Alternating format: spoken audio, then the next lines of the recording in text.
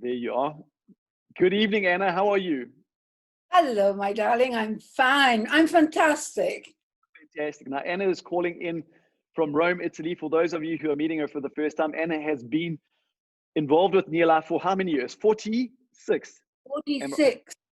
46 years. Okay, so she's been around for a long time. She has a heart for this business. She has a heart for the people in this business. And I think one of the biggest things that drives you is to see other people create success through the NeoLife opportunity. And so, Anna, I just want to thank you for everything you do for this NeoLife community. And I want to thank you for giving us your time this evening to share with You know us. what? I love giving you my time. I love South Africa.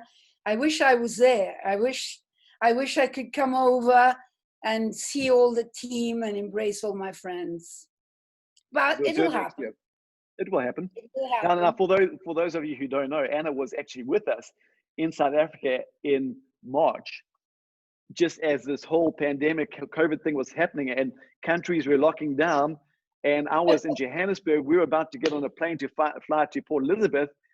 And we said, hang on, we can't make this flight. We're going to have to redirect you and get you back home. And I think in hindsight, it was a fantastic decision. Yeah, it was.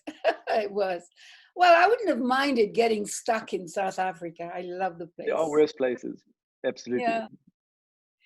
Okay, well, shall I speak to my friends? Please do. Okay, there you go. As Andrew said, I've been in this business now for 46 years. And, you know, my joke is that I tell everybody I started when I was 5, okay? And don't laugh. I can see you're laughing. Okay. Well, let me tell you a bit about myself. I decided I wanted to see the world after finishing university. I came to live in Italy. I became a stewardess, and I didn't see any world at all because on my second flight, I saw the pilot. And then the pilot saw me and he grounded me. So that was it. That was my flying career over in just about a few months, you know? So we got married. I started producing personal production, 2 children. And then because he was flying all over the place and I was at home looking after the children, I got really a bit fed up because, you know, he'd come home and he'd say, oh, well, while I was flying to Tokyo, I met the writer of this book. I met that politician. I met that singer on my way to New York, blah, blah, you know.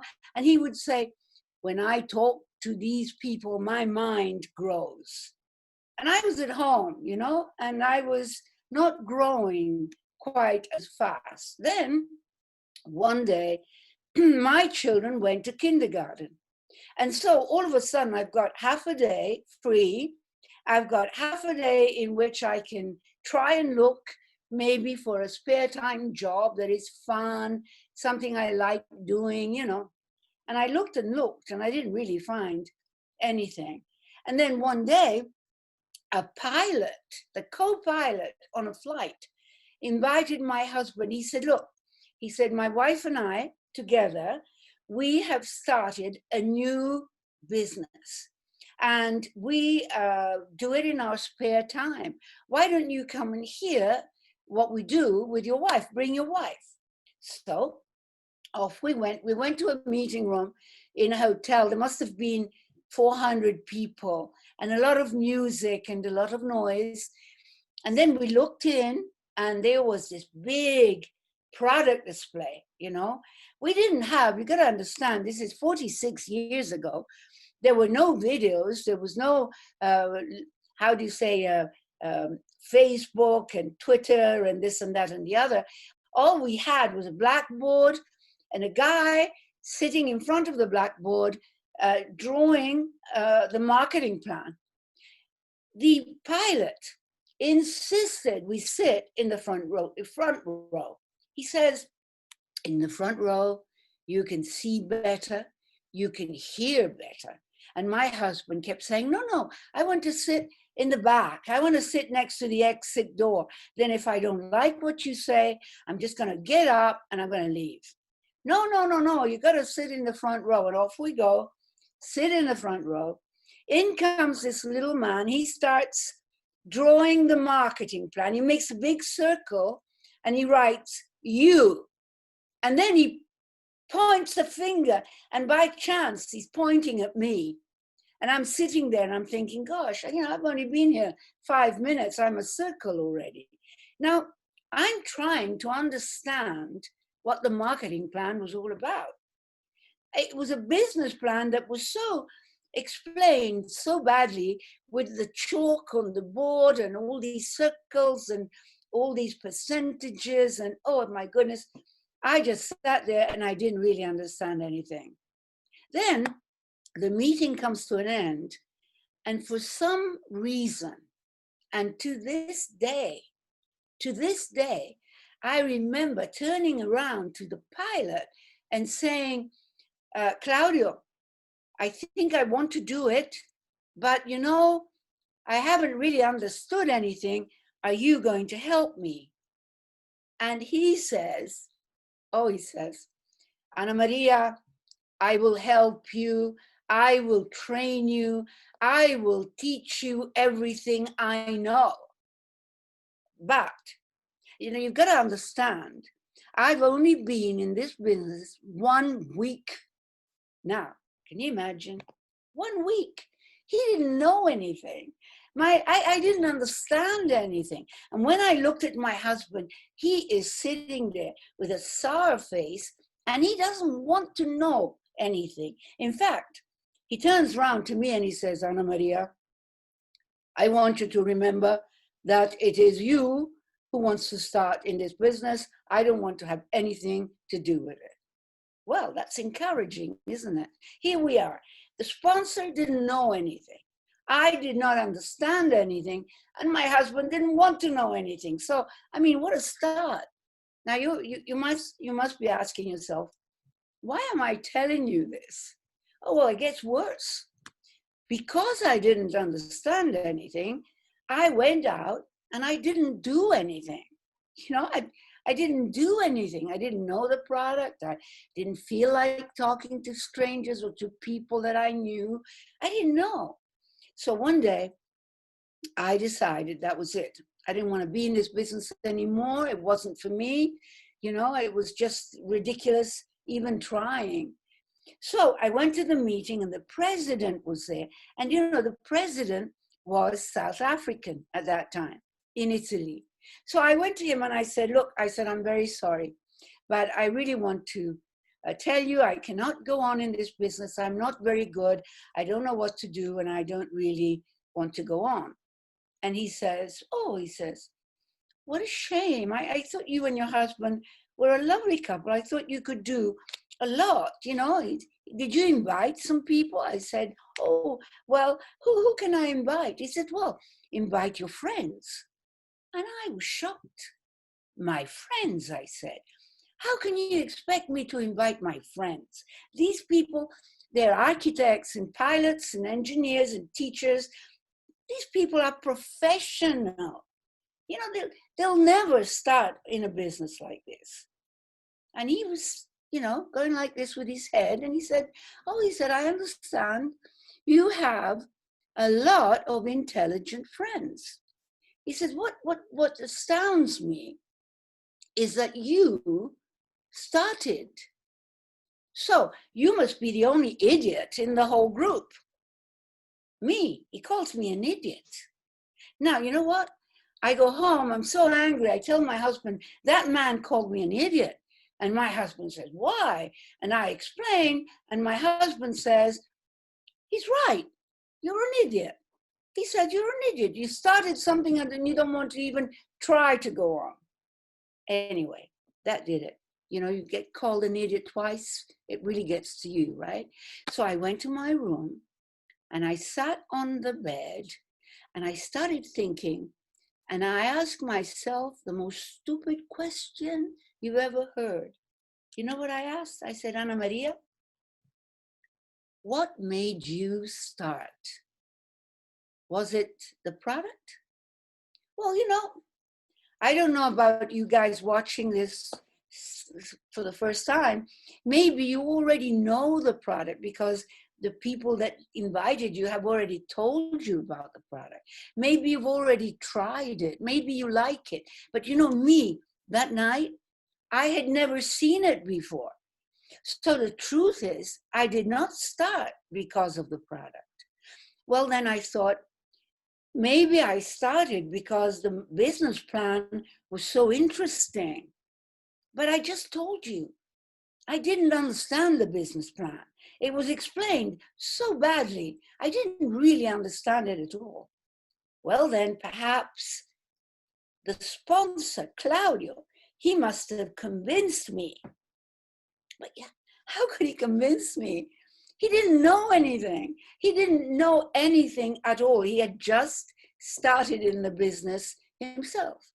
So now I'm sitting there, I'm thinking, I didn't start because of the product. I didn't start because of the business plan.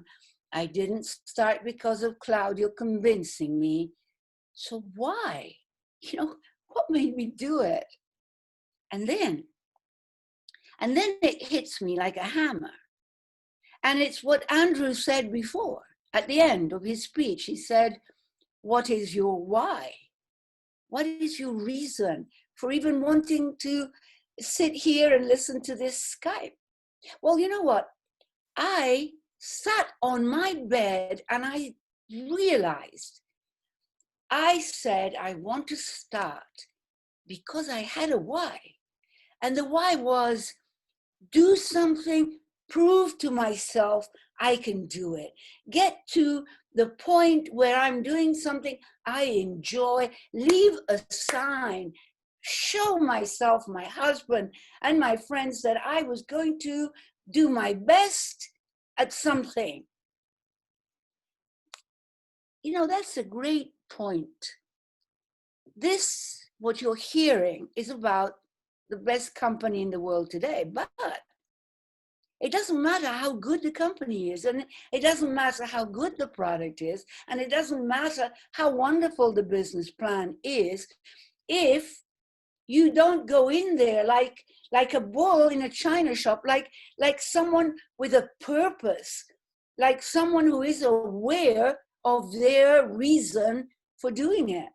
Anyhow, I got up in the morning and I decided I was going to do the best I could with what I had, which was me. So I started looking at the product and I started looking at the business plan. I weighed on one side what people could gain and on the other side what they could lose. And it turned out that because there was no big money involved in any way, because they didn't have to make a debt, because they didn't have to go to the bank and ask for a loan, because it didn't cost them anything, they had nothing material to lose. The only thing people can lose in a business like this is time. But you know, time is the most precious thing you have. It is time that allows you to play with your children, time to make love with your wife and husband, time to go on a holiday, time to watch that rugby game. You know, time is so important. Before you grab it and throw it away, before you invest it in something, you've got to be sure you know what you want to gain out of that gift you're giving away. Now let's get back to me. What happened? I told you how badly I started without knowing anything. I told you that I didn't like talking to people. I told you that I was a real idiot at the beginning. What happened next? Why am I here talking to you from Rome? Isn't that a miracle? I'm talking to you like we're in the next room to each other, and I'm in Rome and you're in South Africa. It's unbelievable what is happening today. I tell you what happened. I fell in love. And you know, that's really the truth of the whole deal. I fell in love. First of all, I fell in love with the products because I could tell they could help so many people. I could tell, I could give them to my children.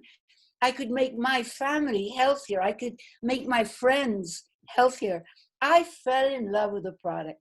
You can come to my home and you won't find a cleaning product in the house that's not ours. All you need is 3 of our cleaning products to clean just about everything, you know? And the food supplements, the best you can find on the market, with sure results. It was unbelievable how they changed the life of so many of the people that I have known who were in need of a help to keep themselves healthy and to keep themselves young and strong and full of energy. Anyhow, I fell in love with the product.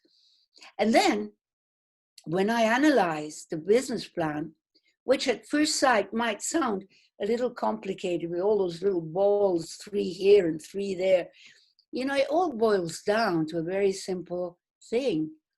You talk to people and you talk to them about what you believe in. And you say perhaps that you believe in health and you believe in helping people making some extra money or even building their own business. You tell people what you believe in, and you find people who believe in the same things. And when you do that, it's just impossible not to create a team, a group of people who believes in the same things, in health and cleanliness and hope for the future and a better way of life. I fell in love with the product. I fell in love with the business plan, and I fell in love with the company because I loved the ideas they had about helping the world to get rid of the sicknesses, helping people to become independent. You know, they have a philosophy that I fell in love with, a philosophy that says, listen to people, help people, protect your people around you. It is such a crazy thing when you think of a commercial business that sells to make money and talks about love and talks about friendship and talks about creating a family around you. And then finally, I fell in love with the people in my team, the people in my group. And as I grew in the company, I fell in love with the people in my country. And then I fell in love with the people all over the world that were a part of NeoLife. And I feel so at home, you know. I can go to Australia, I can go to New Zealand, I can go to UK, I can go anywhere, in Lithuania. And I can embrace those people and think of them as my brothers and my sisters because of the philosophy that I have learned to love in a business like this. So you start by wanting for yourself and for your family, and that's where you put all the energy.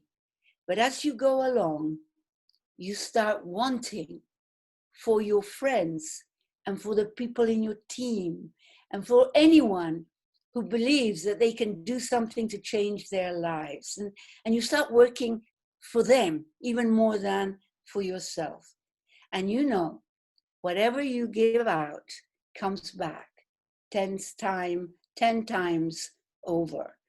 So 46 years later, from a faraway country in the center of Italy, in a day that is full of thunderstorms, at 30 degrees, we're going into our autumn, you're coming into your spring.